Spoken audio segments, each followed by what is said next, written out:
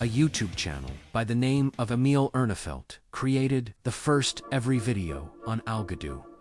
It talked about how Algodoo taught students in a fun way. Carrick, the owner of BFDI, even made a video about it. Algodoo's business was boosting ever since... But it took a dark turn. Algodoo barely updated, making the game barely alive. UNTIL, a trend about the skybox, had invaded social media. People made versions of their games with it. Minecraft, Roblox, chess, any game.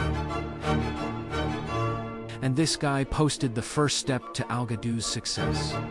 People even got inspired by that. I also made a video about it, and I blew up bigger than the others. So that's how Algodoo is trending right now. Or is it?